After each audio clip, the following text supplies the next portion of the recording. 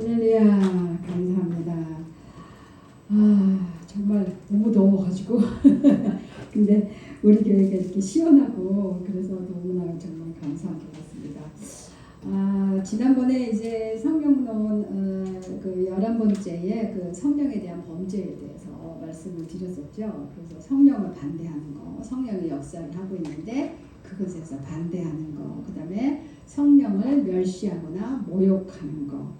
네, 그래서 이제 구원받지 못한 자들이 성령을 멸시하거나 모욕하는 거, 그들이 모르지만 그래도 그것은 성령을 거스르는 죄가 된다는 얘기입니다. 그 다음에 성령을 회방하는 거, 이거는 성령 회방죄라는 걸 특별히 이제 이야기하고 있는데 이거는 용서를 못 받는다라고 되어 있죠. 그래서 그 성령을 거역하면 이 세상과 오는 세상에서도 사하심을 얻지 못한다.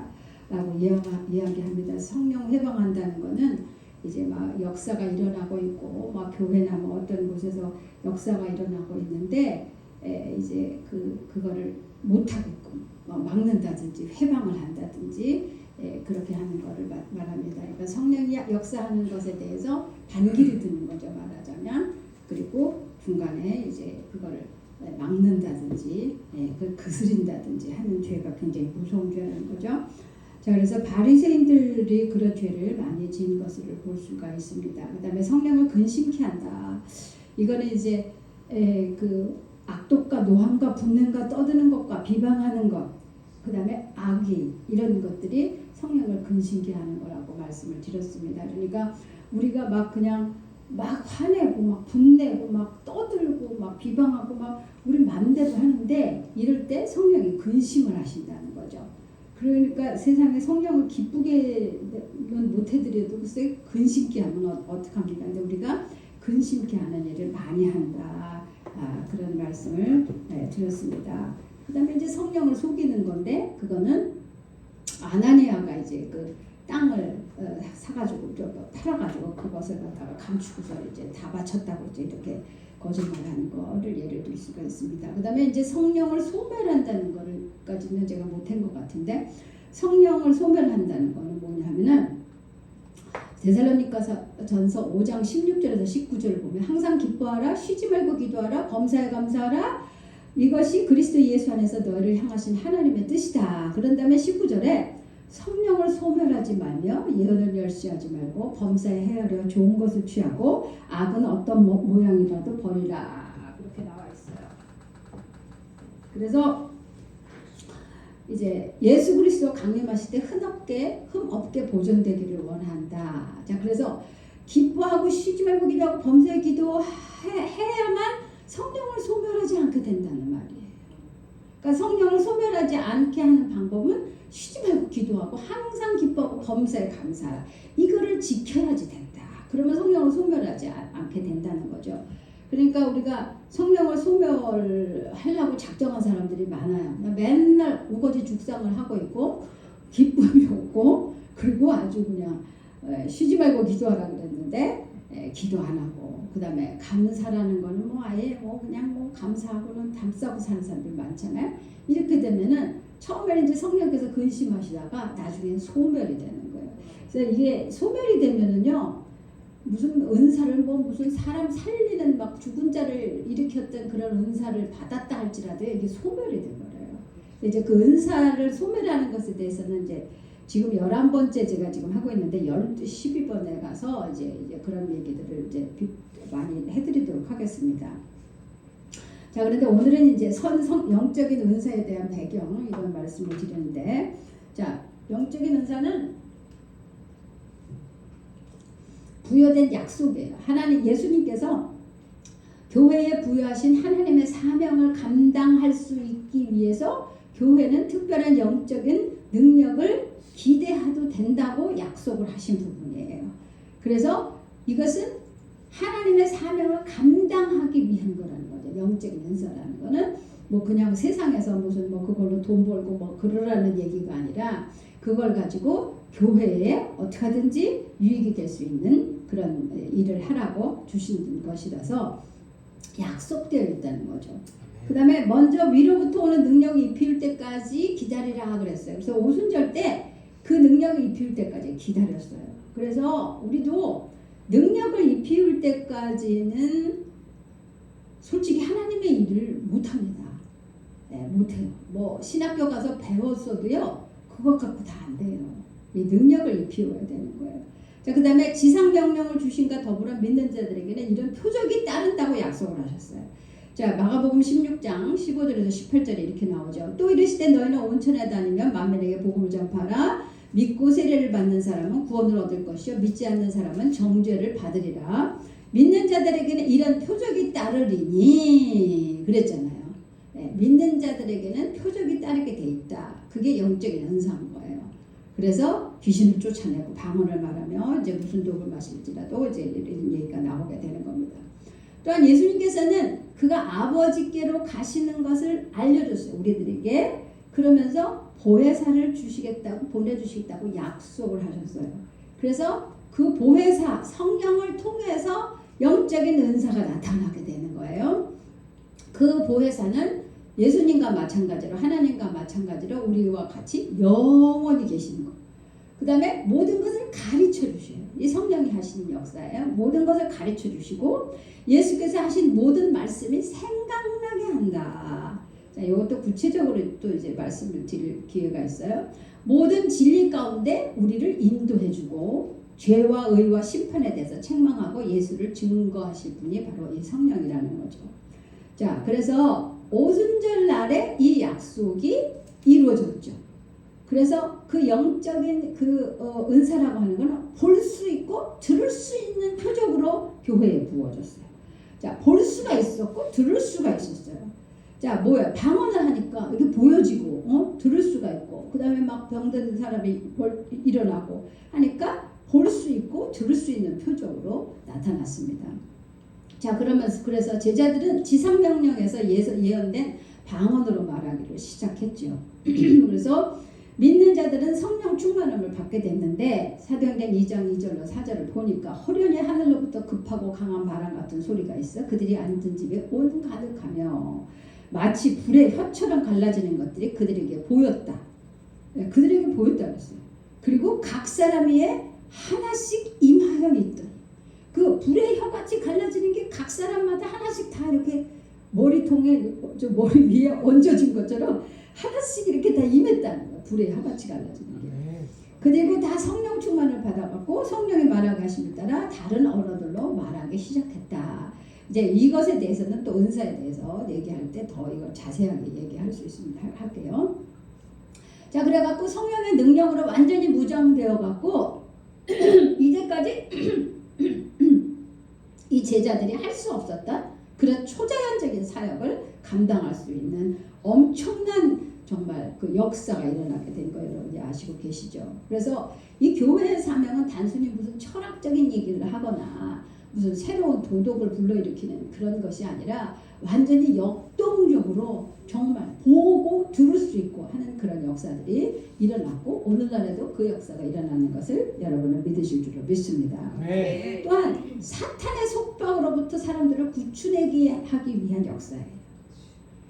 지금 보면은 정말 마귀가 정말 이 마귀 새끼가 정말 이 마귀 새끼들이 얼마나 그러니까 이게 때가 지들 때가 다 이제 끝날 때가 된 줄 아니까 마지막 그냥 막 발광을 하는 거죠. 뭐 안 걸려드는 사람이 없을 정도로 그냥 마귀가 그냥 우리 인간들을 아주 쥐고 흔들고 아주 갖고 놀고 그냥 거기에 또 우린 또 휘말려가지고 또 막 다 휘둘리고 아이고 엉망진창입니다. 진짜 엉망진창이에요.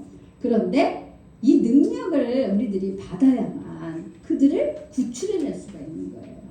그러니까 우리들이 하는 일은 사람들을 사탄의 속박에서부터 구출해내는 작전, 전쟁이야. 그러니까 우리 구출작전을 하고 있는 거예요. 구출작전. 그러니까 이게 보통 어려운 게 아니에요. 그리고 정말 열심히 기도할 뿐만 아니라 우리가 정말 영적인 눈이 띄어가지고 그걸 하다가 우리가 지치면 안 되거든요. 마귀는 어떻게 하든지 우리가 분노하게 만들고 화나게 만들고 이씨 때려치고 막 이런 생각하게 만들고 인내 없이 하게 만들고 막 이래요. 끝까지 네가 이기나 내가 이기나 보자 이놈은 마귀 이놈의 새끼야 그러면서 네가 이겨? 웃기지 마 내가 이겨 예수님이 계심으로 이겨 이러면서 끝까지 해야 돼요. 끝까지. 어려운 싸움입니다. 그런데 그것도 한두 명도 아니잖아요. 근데 하나님이 또 우리 교회는 또 그런 사람들 많이 붙여주는 교회예요. 이게. 그러니까요 우리는요 엄청난 사명을 갖고 있는 줄로 믿습니다. 그러니까 기도를 해도 능력의 기도, 역사가 일어나는 기도 이렇게 하고 그 다음에 또 이제 가서 요양원에 가셔서 또 역사가 일어나고 막 능력 있는 기도해서 막 그들이 그러니까 뭐예요? 천국의 열쇠를 준다 그랬어. 그래서 내가 땅에서 매면 하늘에서도 매고 땅에서 풀면 하늘에서도 풀리라 그랬어요. 그러니까 우리가 여기서 역사를 성령과 함께 역사에서 풀리잖아요. 그럼 하늘에서도 풀린다는 거죠. 근데 우리가 잘못해갖고 모든 게 다 꽁꽁 묶여버려. 그러면 하늘에서도 묶이는 거예요. 그러니까 우리가 사명 감당하지 못하다가 보면요. 인간관계도 꽁꽁꽁 묶이고 뭐 재정관계도 꽁꽁꽁꽁 묶이고 뭐 가정도 묶이고 뭐 회사도 묶이고 뭐 다 묶여버리고 이렇게 실이 엉킨 것처럼 그렇게 되잖아요.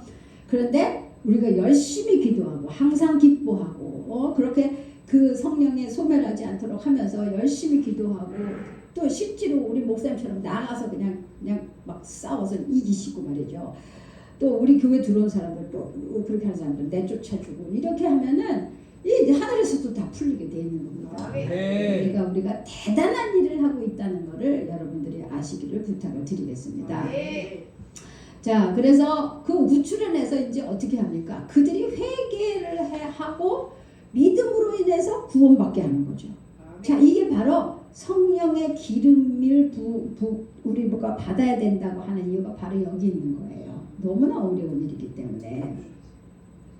고린도후서 3장 4절에서 6절을 보면 이런 말씀이 있어요. 우리가 그리스도로 말미암아 하나님을 향하여 이 같은 확신이 있으니 우리가 무슨 일이든지 우리에게서 난 것 같이 스스로 만족할 것이 아니니 우리의 만족은 오직 하나님으로부터 나느니라. 그가 또한 우리를 새 언약의 일꾼 되기에 만족하게 하셨으니 새 언약의 일꾼 되기에 만족하게 하셨으니 율법 조문으로 하지 아니하고 오직 영으로 함이니. 네? 율법 가지고 그렇게 물론 율법은 우리가 법을 알아야만 이게 죄인지 아닌지를 구분할 수 있어요. 그렇지만 역사를 하고 새 일꾼 되기 위해서는 뭐예요? 오직 영으로 한다고 했어요. 이 영적이어야지 되는 거예요. 그러면서 율법 조문은 죽이는 것인데 영은 살리는 거라는 거죠. 그러니까 교회가 하는 일은 영적으로 사람들을 살려내야 되는 거예요. 근데 사탄의 억압으로부터 구출해내지 않고는 살릴 방법이 없어요. 그러니까 어떻게든지 구출해내야 되는 거예요.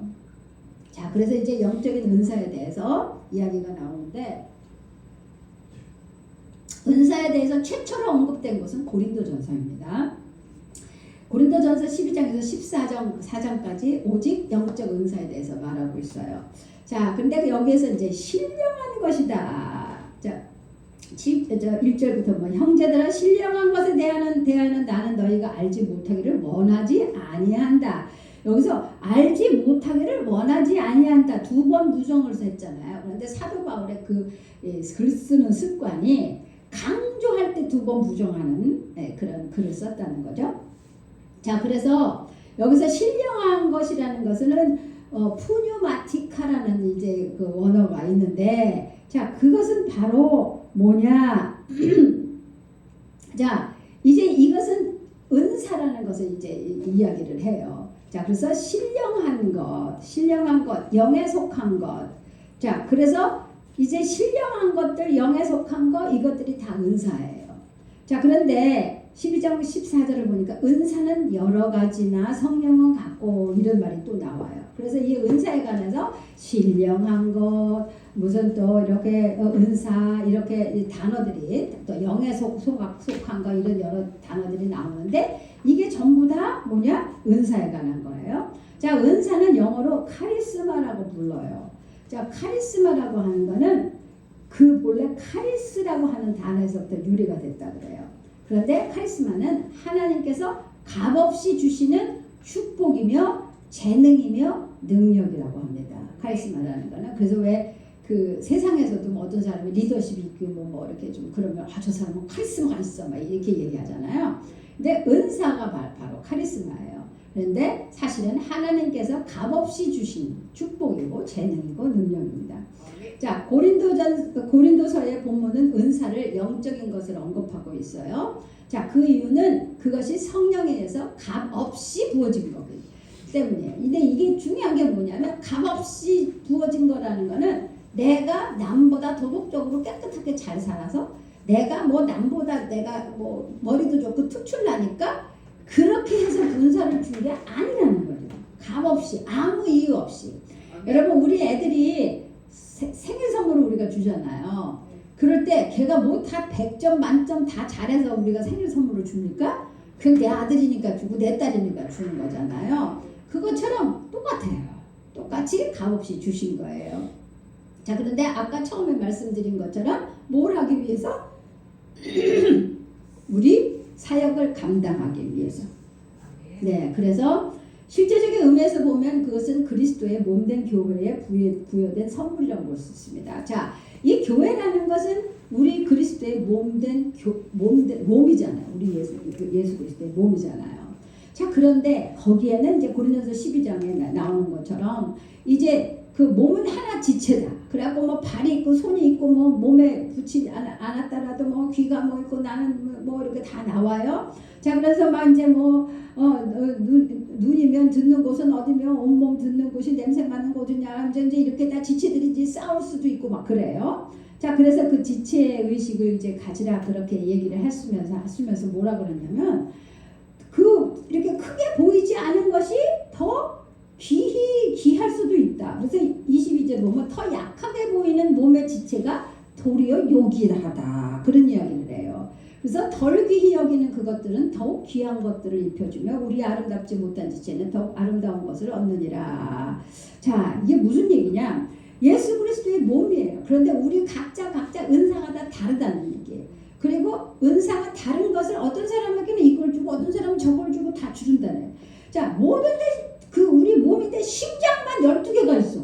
그러면 그게 몸이에요? 심장이 진짜 중요하잖아요. 근데 심장만 12개가 있으면 그게 몸이 될 수가 없잖아요.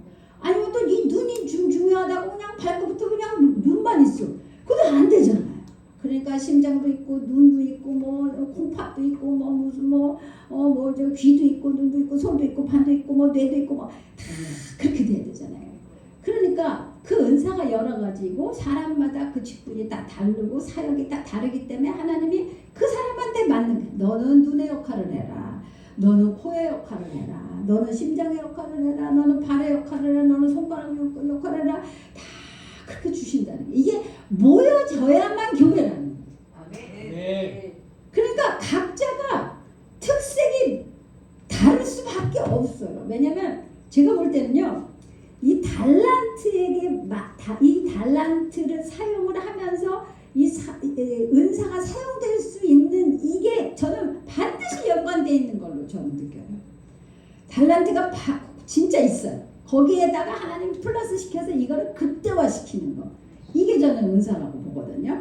예, 그러니까 그 사람의 달란트가 우리가 다 같지 않잖아요. 자, 그러다 보니까 우리가 어때요? 성격이 다 달라요.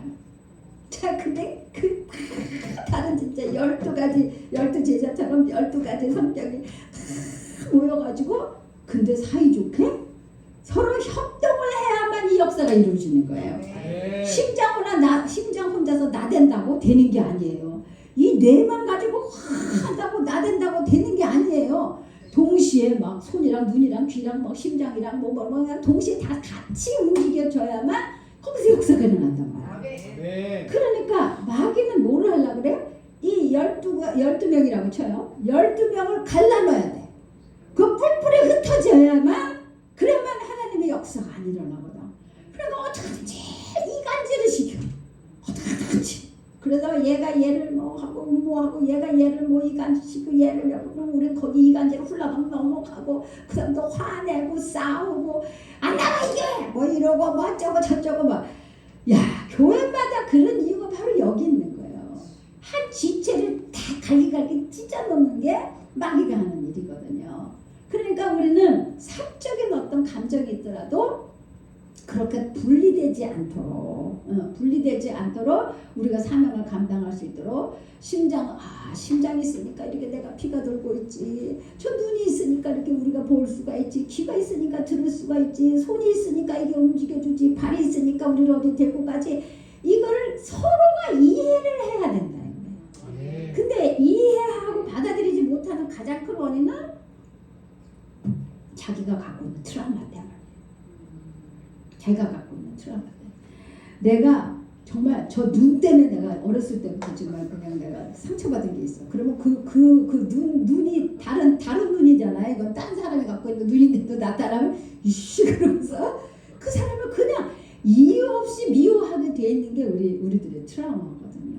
그러니까 이 상처가 치유되지 않으면은 우리가 다 연합해서 내가 아무리 은사를 큰 거를 받아서 연합해서 이룰 수가 없는 거예요. 혼자는 일을 못해. 다 같이 해. 동시에. 그래서 우리가 이거를 정말 중요시 생각하고 어떻게 하든지 누구를 미워하거나 누구를 왕따시키거나 하지 말고 그냥 전부 다 한 지체이기 때문에 갈라지지 않도록 늘 깨어서 기도하고 우리가 범사에 감사하면은 아유 그래 저 사람의 성질은 그래도 있어주니 얼마나 감사해. 아유 저 사람이 하는 짓은 저래. 그래도 있어주니 얼마나 감사해. 이러지 않으면은 우리는 역사를 이룰 수가 없다. 이게 신령한 거다. 이게 신령한 거다. 우리 신령하다 그러면은 무슨 그 도사가 돼가지고 무슨 계룡산 같은 데 가가지고 그렇게 신령한 줄 알잖아요. 그게 아니에요. 결국은 뭐예요? 이 지체가 서로 사랑하는 게 신령한 거잖아요. 네. 다 부족한 거 다 알지. 나랑 그런 거 다 달라. 다 달라. 같을 수가 없어요. 왜냐면 하나님이 고루고루 못 보내요. 같은 사람을 안 보내요. 고루고루 보내요. 그렇기 때문에 다를 수밖에 없어요. 자, 그 다음에 이제 5절을 보면 직임은 여러 가지나 여기서 직임이라고 하는데 신흥정역에서는 사역이라고 이야기했어요. 사역은 여러 가지나. 근데 은사의 기원과 근본을 생각해 볼 때 신령한 것은 은사인데 여기서 이제 영적 은사가 다양한 만큼요. 사역도 다양합니다. 사역이 다다. 그 제가 그러잖아요. 내가 하는 사역 그러니까 저는 이걸 사명이라고 얘기하는데 내가 하는 사명 이 사람은 다 똑같은 목사는 맞아. 근데 사명이 다 틀린다. 자, 목사님하고 저하고 보세요. 사명이 틀리잖아요. 완전히 틀리잖아요. 그런데 목사님이 가지고 계신 거 내가 없고 내가 갖고 있는 거 목사님이 없고 서로 이래가지고 보완을 해가지고 같이 이렇게 협력을 하잖아요. 너무 정말 감사한 거예요. 그런데 근데 제가 이렇게 통 큰 여자분을 제가 본 적이 거의 없어요. 우리 목사님 통 커요. 왜냐면 다 쪼잔해가지고요. 막 샘내고요. 째려보고요. 아니 그 교수님까지 그러더라니까요. 그 여자 교수님까지. 난 정말 그렇게 그냥 좋은 학교 다 나오고 그냥 돈도 많고 학벌도 좋고 근데 왜 그렇게 나한테 시기 질투를 하는 거예요? 뭐예요 도대체가? 나는 그 사람이 엄청 부럽더만. 근데 난 시기 질투는 안 해. 그냥 좀 존경해드리지. 근데 우리 박 목사님은 그런 게 없잖아요. 참 치마만 입었지. 남자가 훨씬 커요.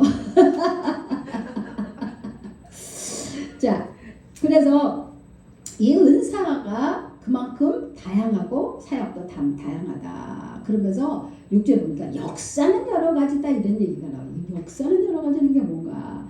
영적 은사는 영적인 결과를 가져오는 성령의 활동이거든요. 영적인 결과. 자, 성령의 힘을 얻어서 그리스도 몸 안에 어떤 결과를 산출해내는 게 이게 역사예요. 자, 무슨 얘기냐?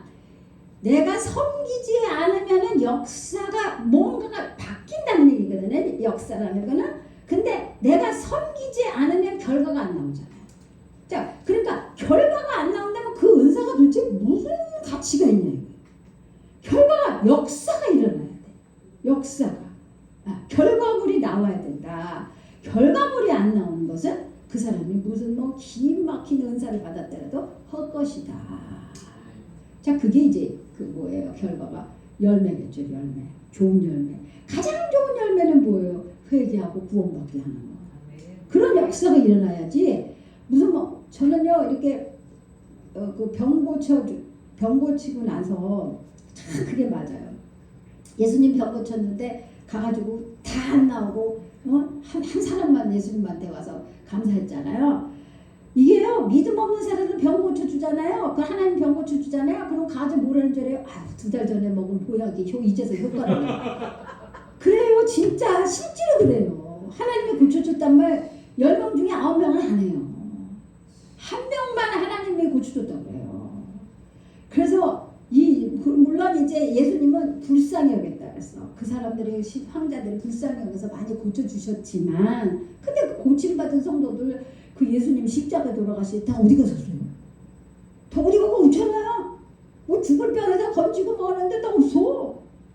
그래서요, 이 병 고치는 하고 난 다음에요, 진짜 어떨 때 진짜 허무해요.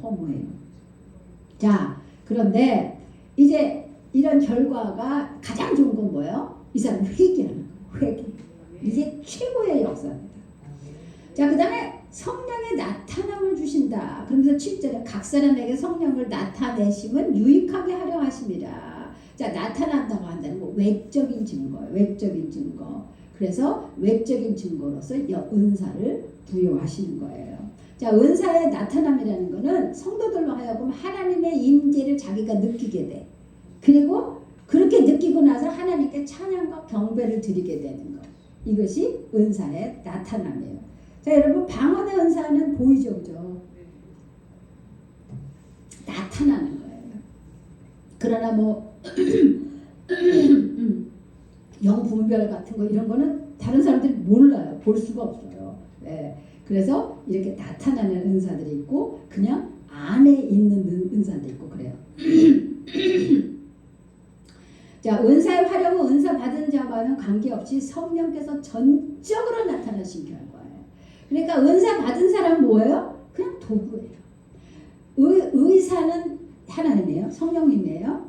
그런데 나는 뭐예요? 핀세트, 칼, 실, 이런 거, 수술 도구야 내가. 그런데 어떨 때는 의사가 핀셋을 사용할 때도 있고, 어떨 때는 무슨 집게 같은 걸 사용할 때도 있고, 어떨 때는 칼을 사용할 때도 있고, 이게 할 때마다 도구가 다르잖아요. 근데 내가 그냥 칼 도구야. 근데 이 수술 도구 속에 이렇게 칼이 이렇게 누웠어. 나 혼자 어떻게 날뛸 거야? 혼자서 날아다니면서 내가 몰래? 못해요. 그 도구가 어쩔 거야? 지가 아무리 몇백만 원짜리 도구라도 의사가 들고 쓰지 않으면 무슨 소용이 있어. 그러니까 은사받는 나는 아무것도 아니다. 아무것도 아니다. 자랑할 것도 없고 내 잘났다 그럴 때 없고 그냥 하나님이 쓰시면 그냥 사용되어지면 돼. 그리고 제가 여러분 기도할 때도 나는 그냥 스피커통이잖아요. 스피커통 뭘 하겠어. 전기가 들어오고 소리가 나야지 스피커통이지. 가만히 있는데 뭐가 되겠어. 자, 그래서 은사 받은 거는 그 사람이 무슨 신령하다든지 그 사람이 무슨 위대하든 절대 그런 생각은 가지면은 마귀가 그냥 샥 들어와갖고 귀신 들려서 미쳐버리더라고. 진짜 미치더라고요. 그러면서 성령이 근심하다 못해 이제 그게 성령 회방자가 돼요. 성령의 역사대로 이 사람을 움직여서 일할 수가 없어요. 지멋대로 하는지 진짜 날뛰니까. 그래서 결국은 한 막이 나가서 7막이 될 거죠. 근데 지가 미친 줄을 몰라. 그게 문제예요. 미쳤다 그러면 우리는 이상한 짓을 해야지 미친 거잖아요. 근데 이 영적으로 미친 건요, 이상한 짓을 하지는 않아요. 그런데 탐욕. 근데요, 이 막이 들린 거는요, 성적으로 가요. 성적으로 가요. 그래가지고 남자 목사들은 여자를 밝히고 아주 그냥. 그 다음에 이제 두 번째로 많이 가는 게 탐욕, 돈. 그걸로 가요. 그 다음 교만. 이거 세 개가요, 마귀가 가장 인간을 타락하게 하는 가장 큰 것들이에요. 이 세 개가. 근데 지가 탐욕 부리면서 지가 탐욕 부리는지 모르고 있어. 여자 밝히면서 한번 내가 남자인데 뭐막 이루 있다고 뭐 그딴 소리 하고 앉았고, 그 다음에 이제 교만. 그러니까 신앙촌 박태선 같은 사람은 처음엔 정말 제대로 은사 받아가지고 정말 많은 병자를 고치고 했죠. 근데 뭐 헌금이 뭐 어마어마하게 들어오니까 제가 그 얘기 해드렸어요. 우리 할아버지 집에서 그 헌금 밤새도록 쉬었다고. 그러니까 어떻게 됐어? 내가 예수다. 내가 감람나무다 뭐 이러면서 내가 예수다 그렇게 됐잖아요. 이 교만 무서운 거야. 그러니까 차라리 은사를 안 받았으면 그렇게까지 안 됐을 때. 그래서 은사 받아갖고 소멸한 사람들이 뭐를 하느냐? 그러면 어떻게 병을 받느냐? 흉내를 내요, 흉내. 근데요, 이게요, 믿음이라는 게요, 환자의 믿음으로 낫는 경우들이 많거든요. 근데 다 지가 고친 줄 알아. 또 그 은사 받은 사람이 박태선이면 박태선 지가 고친 줄 알아. 근데 사람들이 박태선이 잘 고친다니까 믿음이 있어가지고 그냥 그게 낫는 일시적인 현상들이 나타나기도 합니다. 자, 그 다음에 이제 은사는 다양하다. 은사는 여러 가지나 성령은 같고, 은사는 여기서 여러 가지라는 말은 원에 보면요, 분배되었다는 말이래요. 네, 여러 사람에게 이렇게 다 분배되었다. 자, 하나님은 한두 사람을 통하여서 오직 몇 가지 은사만이 나타나는 것을 원치 않습니다. 그래서 자, 고린도 12장 외에도 다른 은사들이 또 있습니다. 그래서 무한히 다양하신 하나님이 우리 인간들에게 주시는 선물이에요. 자, 그런데 중요한 건 뭐냐면 이제 은사 하나는 이제 제가 이제 12 할 때 그때 이제 다음 분은 좀 할 수 있을 것 같기도 해요. 자, 뭐냐면은 내가 은사를 받고 뭘 어쩌게 하더라도 지속적인 성령 충만이 안 되면 이게 다 필요가 없어지는 거예요. 지속적인 이거를 내가 지속적으로 하기 위해서, 자, 그래서 이것은 뭐냐면 계속 내가 성령의 체험을 해야 되는 거예요. 성령의 체험. 그 성령의 체험을 가장 많이 할 수 있는 게 예배 시간이잖아요.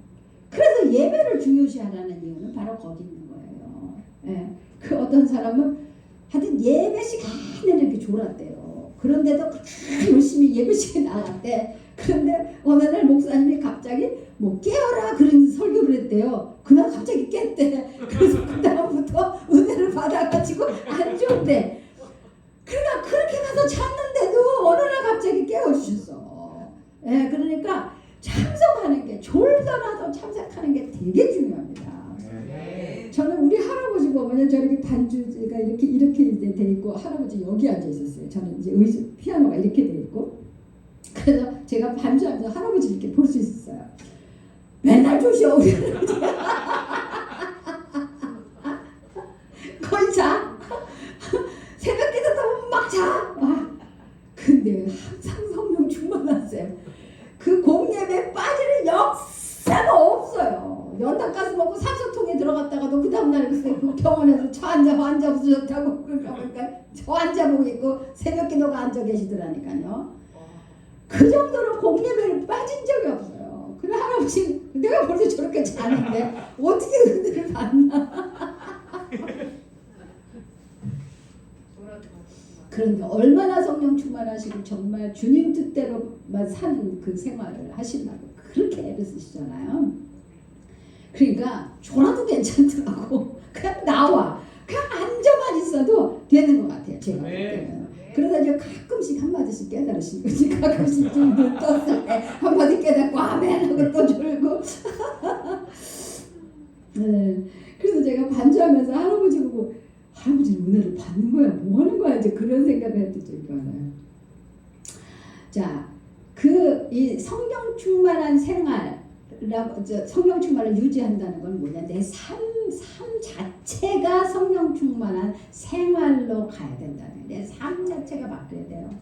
에베소서 5장 18절에 술 취하지 말라. 이는 방탕한 것이 오직 성령으로 충만을 받으라. 그래서 여기 술 취하지 말라는 거하고 성령하고 왜 비교를 했느냐 하면요, 술 취한 거하고 성령 충만한 거하고요 비슷한 현상이 되게 많대요.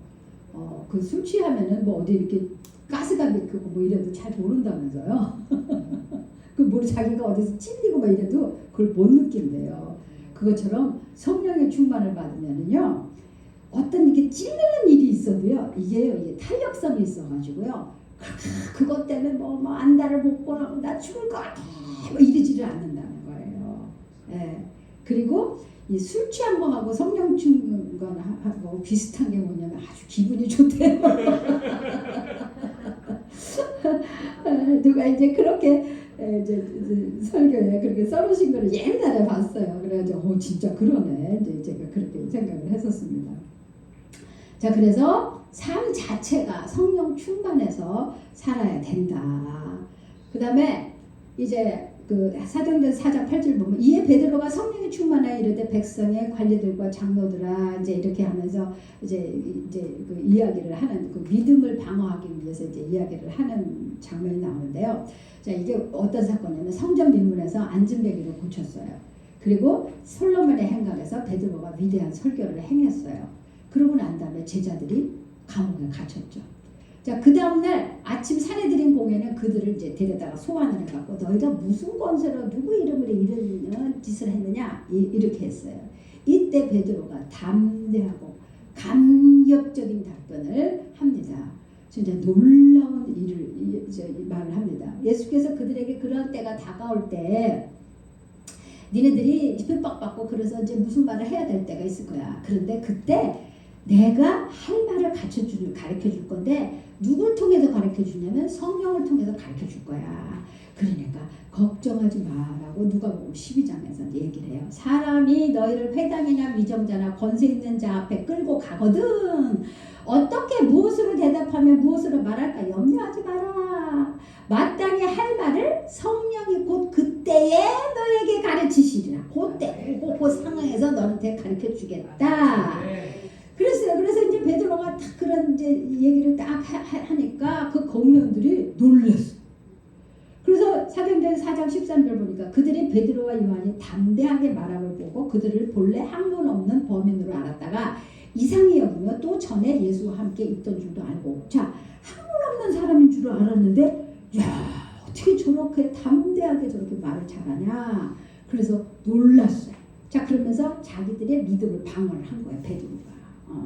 베드로와 요한이. 자 그래서 성령 충만해야 된다.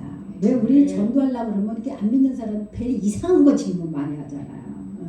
그리고 이단도요 아주 요상한 질문을 막 하면서 그럴 때 내 믿음을 방어하기 위해서 성령 충만해만 방어할 수 있다.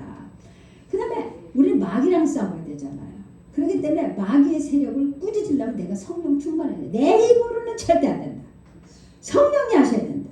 자, 사도행전 13장 9절로 10절 보면 바울이라고 하는 사울이 성령이 충만하여 그를 주목하고 이르되 모든 거짓과 악행이 가득한 자의 마귀의 자식이요 모든 의의 원수요 주의 바른 길을 굳게 하기를 그치지 아니하겠느냐 하면서 막 그냥 호통을 쳐서 내쫓는 장면이 나옵니다. 그런데 뭐라 그래서 성령이 충만해서 그렇게 했다라고 이야기합니다. 성령이 충만해야 되는 거예요. 자, 바울이 그르브 섬에서 총독 서기오 바울에게 전도하고 있었을 때 박수 엘루마가 그 땅의 총독인 서기오 바울이 믿음을 가질 수 없도록 방해를 했죠. 이때 바울이 성령의 충만을 받아 특별한 기름 부으심을 받고 분명히 말함으로써 그를 꾸짖었습니다. 자, 사탄이 하나님의 말씀을 방해하려고 할 때 우리는 사탄을 이기고 하나님의 역사가 방해받지 않도록 해야 돼요. 그래서 그때는 정말 성령의 충만한 기름, 특별한 기름을 우리 부어달라고 기대해야 돼요. 네. 설교할 때도요 마귀가 방해를 하잖아요. 꼭 방해를 하잖아요. 제가 부흥회 가면은 아주 이게 너무 심하거든요. 너무 심해서 이렇게 말이 이렇게 엉켜요. 그 맨날 하던 그게 이게 안 되고 혀가 이렇게 물리고 어떨 때는 혀를 막 씹어요. 그래가지고 옛날에는 제가 부흥회 한번 갔다 막 그냥 혀가 막 그냥 막 너덜너덜해져 갖고 막 입병이 나갖고 그래서 되게 정말 힘들었던 때가 많았거든요. 그냥 사단이 그냥 얼마나 역사하는지. 그런데 그거를 이겨내야만 되는 거예요. 그걸 미쳐내고 그거는 내 힘으로 내가 이 몸무게도 그 당시 뭐 40몇 킬로가 그 무슨 수로 하겠어요. 성령이 해주시지 않고는 절대 못해요. 그러니까 저는 부흥회 가면은 외할머니, 친할머니 뭐 한테 막 전부 다 이제 연락을 해요. 오늘 첫째 날이에요. 그러니까 막 기도받고 나 몇 시부터 몇 시까지 하니까 기도하세요. 그러다 친할머니 친구들 뭐 교인들 외할머니 친구들 교인들 다 양쪽에서 그냥 그 시간에 막 기도하는 거예요. 그러니까 그 첫날이 제일 힘들거든요. 그러면 처음에는 막 그냥 뭐 째려보고 막 성경 뒤적거리고 이러다가 그냥 막판이 되면 그냥 회개가 막 터지고 막 예, 그랬던 항상. 그런데 그렇게 기도해주고 성령 충만하게 해달라고 그렇게 기도하고 그 밑기도가 저는 참으로 예, 저한테는 소중했습니다. 자, 그 다음에 이제 하나님이 우리가 하나님의 일을 할 때 담대하게 일하기를 원하세요. 그래서 성령 충만 받으라고 하는 거예요. 사도행전 4장 31절에 빌기를 당하며 모든 것이 진동하더니 무리가 다 성령이 충만하여 담대히 하나님의 말씀을 전하는 쭈비쭈비 전하는 게 아니에요. 뭐 누군가 생각이 안 나는데 설교를 하면서 여러분 이렇게 되는 것 같습니다. 이렇게 되는 거야. 이렇게 하지 마세요. 이렇게 하세요. 이게 아니라 이렇게 되는 것 같습니다. 여러분도 동의하시면 무슨 이거는 뭐를 하는 거지 모르겠어. 아니 학교 강의를 해도 그딴 식으로 하면 안 될 것 같아. 그러니까 이 사람이 그런 믿음이 없는 거지. 담대하게. 담대하게. 그리고 그래서 이제 오늘날 그 목사님들이 설교를 담대하게 못해가지고 성도들 비유 맞추는 설교를 하잖아요. 그 좋은 얘기만. 그런데 오늘도 우리 통독 매일 하는 통독 있잖아요. 우리 주보에 있는 거. 거기다 보니까 뭐 그냥 괜찮을 거다, 괜찮다 이런 말을 하고 속인다. 에레미야에 나오잖아요. 지금 그런 사람들 얼마나 많아요. 괜찮다 뭐 좋을 것이다 있다고 얘기들만 너무 많이들 하잖아요. 그러면 야단치면 뭐야? 야단치면 나간다고 그럴까봐 무서워서 못하는 거예요. 그런데 우리 목사님 담대하게 하시잖아요. 교인이 얼마 되지도 않던데 성도들 많은데도 목사님들이 담대하게 못하는데 얼마 되지도 않는데도 담대하게 하세요. 여러분 담대하게 가르쳐야 돼요. 담대하게 말씀 전해야 돼요. 성도님들 비유 맞춘다는 건 뭐냐면 그거는 사탄의 비유를 맞춘다는 거예요. 성령의 인도를 따라가지 않는 사람 비유 맞추는 건 사탄한테 비유 맞추는 거예요. 그건요. 그러니까 담대해야죠. 그러니까 성령 충만해야 돼요. 그러니까 목사님이 담대할 수 있는 이유가 뭐냐면 성령 충만하기 때문에 무섭지가 않아. 안 무서운 거예요. 저 사람이 날 미워하면 어떡하지? 저 사람 그런 게 없으신 거예요. 왜? 성령 충만하니까 그냥 성령이 하시는데 뭐 그냥 담대한 거예요. 담대하게 하기를 원하시죠. 그래서 이들이 성령 충만해서 담대히 하나님 말씀 전했다고 하잖아요. 사내들인 공회에서 사도들을 위협했잖아요. 자, 그러면서 사도행전 4장 18절 보니까 그들을 불러 경고하여 도무지 예수의 이름으로 말하지도 말고 가르치지도 말라 막 이런 거예요. 그런데 그냥 성령이 임하고 그냥 거기서 막 담대하게 전했습니다. 이게 공회에 가서 이렇게 말한다는 게 이게 보통 어려운 게 아니에요. 오늘날은 말하면은 신학자들 한 70, 80명 있는 데 가서 어부 출신이 가서 얘기하는 거예요. 이야, 어마어마한 거죠. 자, 복음에 하여 핍박을 견뎌낼 수 있는 은혜와 능력을 받기 위해서 성령 충만을 유지해야 됩니다. 자, 하나님의 일을 하다 보면요 반드시 누군가가 핍박을 해요. 그리고 누군가가 중상모략을 해요. 누군가가. 그리고 억울한 소리를 꼭 해서 또 그걸 또 듣게 해. 그걸 전하는 놈이 있어. 꼭 전하는 놈이 있어. 아주 그냥 마귀신 분이 있어요. 자, 그거 다 핍박이에요, 그게. 그런데 성령 충만하면 그래? 웃긴다. 이거 끝나요. 근데 성령 충만하지만 누구야? 나오라 그래 이씨 하고 왔어. 이게 나를 무시해? 나 이래요. 근데 성령 충만하면 그래? 그리고 웃기고 있네. 그리고 그냥 끝이에요. 그렇기 때문에 내가 성령 충만을 해야 된다는 거죠. 안디옥에서 복음 증거가 크게 성공을 이제 되었을 때 사도행전 13장에 보니까 유대인들이 경건한 귀부인들과 그 신의 유력자들을 선동하여 바울과 바나바를 박해하여 그 지역에서 쫓아내니 두 사람이 그들을 향하여 발에 티끌을 떨어버리고 이고니온으로 가거늘. 자, 그 지역에서 아주 쫓아냈어요. 유력자들을 선동해가지고, 그리고 귀부인들을 선동해가지고. 자, 그래갖고 그런데 이들은 뭐예요? 13장 52절에 가면 이런 말이에요. 제자들은 기쁨과 성령에 충만하였더라.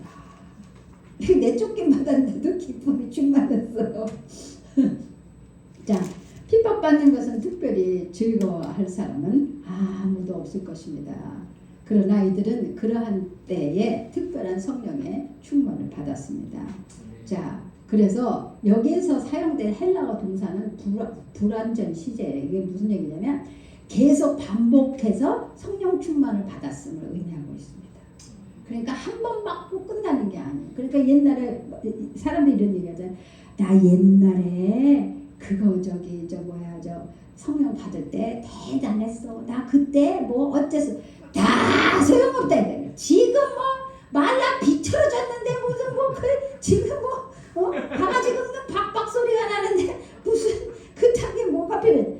매일매일 새롭게 성령 믿으시기 바랍니다. 자, 그러면 신령한 은사의 목적은 뭐냐? 고린도전서 14장 12절을 보니까 그러므로 너희도 영적인 것을 사모하는 자인즉 교회의 덕세기를 위하여 덕을 세우기. 이게 너무 중요한 단어예요. 덕을 세우기. 그것이 풍성하기를. 여러분이 교회가 열심히 일하는데 덕이 안 돼. 그건 아무 소용없다. 난 그 교회 하면서 그런 사람들 꽤 봤어요. 정말 열심히 해. 덕이 안 돼. 덕이 안 돼. 그리고 남이 열심히 하잖아요. 그 꼴을 못 봐요. 꼴을 못 봐. 자기 은사가 따로 있는데 저 사람이 뭐 요리를 하잖아요. 그러면 자기도 다 요리를 해야 돼. 저 사람이 실내 장식을 하잖아요. 또 가서 실내 장식 해야 돼. 어떤 사람이 성가대 가서 해야 돼. 그리고 동시에 몇 개를 맡아가지고 그거를 다 한다고 하나도 제대로 하는 게 없어요. 남이 하는 것만 질투를 해. 이건 뭐야? 덕을 못 세우는 거예요. 그래서 덕을 세우면 뭐예요? 풍성해지는 거예요. 교회가 풍성해져요. 영적인 은사의 목적은 교회의 덕 세우기를 위한 것이라는 것을 기억하시면서 내가 지금 열심히 하긴 하는데 이게 교회 덕이 되나 아니면 교회를 시끄럽게 흔들고 막 교회를 막 번거롭게 하고 막 그러는 일인가. 그리고 목사님이 신경을 너무 막 설교 준비하시는데 이거보다도 뭐 그 한마디로 누가 속을 새기면 목사님이 신경이 자꾸 그거 쓰이잖아요. 열심히 한다 그러면서 속을 새기잖아요. 그러면은 목사님 신경이 다 글로 가면은 이게 설교 하시는데 지장이 되고, 그리고 목사님 주일날 지금 설교를 진짜 은혜롭게 하셔야 되는데 저기서 소리 지르고 뭐하고 그게 뭐 하는 짓이지 진짜. 내가 막 그럴 때 나가서 그냥 이것들아 소리 지르고 싶어. 니들 뭐 하는 거야 막 그러고 싶어. 근데 참아요. 자, 그거는 그 열심히 무슨 의미냐. 도대체가 이게 뭐 아무것도 아니야. 쓰레기야. 정말.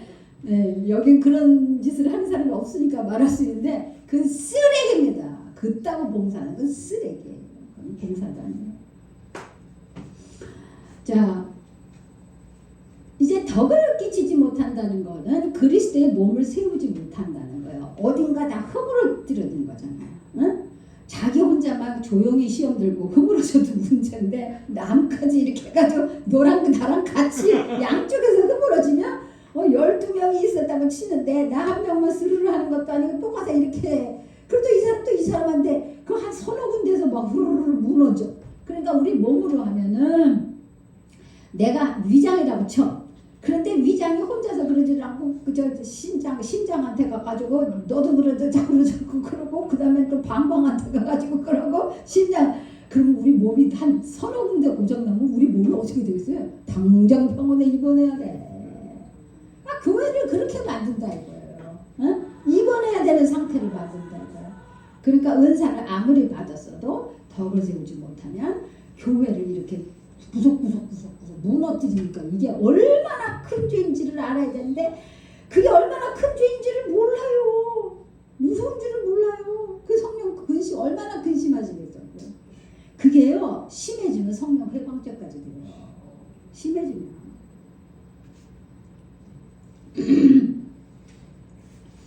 자 그러면서 고린도전서 14장 26절에 그런즉 형제들아 어찌할까 너희가 모일 때 각각 찬송시도 있으며 가르치는 말씀도 있으며 계시도 있으며 방언도 있으며 통역함도 있나니 모든 것을 덕을 세우기 위해서 하라. 네. 자 니네들 방언도 하고 통역함도 있고 뭐 계시도 있고 말씀도 있고 뭐 찬송시도 있고 다 있다. 근데 이 모든 것을 할 때 덕을 세우라. 이 덕을 세우라고 하는 단어는 유익하게 하다라는 단어예요. 고린도전서에 이 영적 은사라는 것에 대해서 사용하면서 유익하게 하다 덕을 세우라 8번이나 사용됐다고 합니다. 자, 은사는 전체 몸의 영적인 유익과 덕을 세우려고 주신 것이다. 그러니까 덕을 못 세우는 사람은 뭐 죽은 자를 뭐 살리는 뭘 역사를 했다 그래도 덕이 안 된다면 그건 가짜다. 여러분 사단도 병 고쳐요. 사단이 병 고쳐요. 그러니까 그걸 속아서는 안 돼.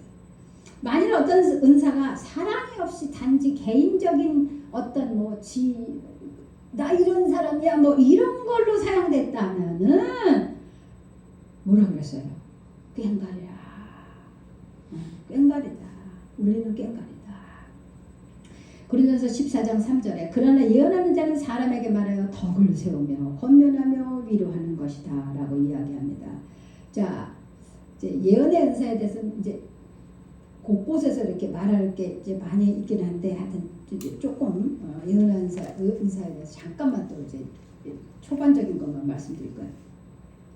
예언의 은사에는 3가지 결과가 나타나는데요. 첫 번째가 덕 세움이에요. 이게 되게 중요해요. 자, 제가 여러분에게 해드리는 게 그게 예언의 은사와 통역의 은사가 같이 어우러져서 여러분들에게 그렇게 해드리는 건데 자 이것은 덕을 세운다. 이거는 구조를 설립하는 행위라고 그래요. 그래서 이제 몸된 그 성전을 이게 세워주도록 하는 그런 거라서 이 사람이 이 기도를 받고서 그거를 자기 것으로 받아들였을 때 이 사람이 어떻게 돼? 교회에 일하는 일꾼이 될 수 있는 거예요. 그리고 시험 들었다가도 다시 내가 이러면 안 되겠구나. 그래서 거기에서 깨닫게 되는 거죠. 그래서 덕이 되는 거예요. 자, 그런데 그 예언에는 이제 덕을 세우는 게 있습니다. 두 번째가 권면이에요. 이거는 뭐냐면 간청한다. 동사 형태는 내가 너에게 간청한다라는 말인데 그건 뭐냐면 네가 이렇게 해야 된다라고 얘기하는 거예요. 근데 그냥 얘기하는 게 아니라 막 성령님이 간곡하게 간청하는 응? 네가 지금 이러고 있는데 너 이렇게 하면 안 돼. 이렇게 해야 돼. 그런데 여기는 간청을 막 애를 태우면서 성령님이 제발 좀 그렇게 해다오 이런 거예요. 응? 제발 좀 해다오 이런 얘기인데 그거를 아주 그냥 흑채미 여겨 그거를. 제가 그러잖아요. 나한테 기도 받고 싶은 사람들 제발 좀 정말 그대로 따르려면 기도 받아라. 그 차이 여기려면 차라리 기도 받지 말라. 왜냐면 내가 하는 말이 아니잖아요. 성령님이 하시는 말씀이잖아요. 근데 그걸 휘찰리 여기는데 그걸 뭐 함부로 왜 맨날 기도를 해주겠어요. 성령님 말씀을 그냥 듣고는 흘려버리는데 그럼 성령님이 기뻐하실까요? 성령님이 다 얘기를 해주셨는데 귓등으로 안 되고 지멋대로 살아. 그럼 그 성령님이 쟤는 나를 알기를 뭘로 알까 성령님이 그러시잖아요. 그러니까 차라리 기도 안 받는 게 나아요. 기도 받고서는 왜 그렇게 하는지 몰라요. 자, 그래서 예언 속에는 권면이 반드시 들어갑니다. 그러면서 안위가 있어요. 영어로 컴포트라는 건데 이거는 달래고 위로하고 위문하는 것이에요. 자, 이렇게 해라. 그러면 내가 너희를 이렇게 해주리라. 이런 위로가 나오죠. 네, 제 기도를 가만히 이렇게 보면 꼭 그렇게 돼 있어요. 너 이렇게 해라. 그러면 내가 너를 이렇게 해주리라. 거기에서 우리가 생각하는 그 앞날에 대한 예언이 조금 나와요. 네 인생 전체가 나오는 게 아니라 네가 이거를 했을 때 그때 내가 평안하게 하리라. 내가 길을 열어주리라. 요 두 가지가 덕 세우는 거랑 요거가 반드시 있어야 돼. 근데 이 권면이 없이 아니만 하는 기도를 하는 사람들이 있어요. 2달 후에 기인을 만날 거야. 이렇게 되면 점쟁이에요. 권면이 없고 덕을 세우는 일이 없다면 이거는 가짜 예언이에요. 그런데 사람들이 이 권면을 되게 싫어해요. 그리고 아니만 받으려고 그래요. 어떤 여자 권사인데 군인 가족이에요. 근데 하여튼 그 군인 세계에서 전도도 많이 했어. 그리고 맨날 하여튼 뭐 그 아줌마들 그 와이프들 있잖아요. 장성들 와이프들 데리고 막 기도원에 다니고 뭐 집회 다니고 막 그러는 여자예요. 그런데 이 사람이 집을 바쳤어요. 교회에다가. 자가 그 집을 바치고서는 자가 이 사람이 부흥회란 부흥회 다 쫓아다녀. 우리나라 부흥강사 모르는 사람 없어요. 다 쫓아다니거든요. 그러면 가가지고 그냥 그 목사님 밥 사주면서 내가 집을 바쳤다는 얘기해도 대한민국에 아주 그냥 다 그냥 알아. 그 여자가 집 바친지. 그랬어요. 그랬는데도 불구하고 하나님께서 그렇게 떠들었는데도 불구하고 다시 집을 주셨어요. 그 되게 좋은 집을 받았어요. 진짜 하나님이 기적으로. 자, 이제 거기까지는 좋았어요. 근데 그렇게 집까지 그렇게 하고 나도 가서 구경을 했거든요. 아주 진짜 막 거실에 대리석을 깔았더라고. 진짜 막 그런 집이에요. 이제 그때부터 더 이상해졌어. 더 이상해졌는데 이제 딸이 이제 입시를 보는 거야. 그 나한테 기도를 받으러 온 거예요. 되게 오래간만에 이제 제가 그 지하에서 일산 지하에서 이제 처음에 이제 개척교회 시작할 때.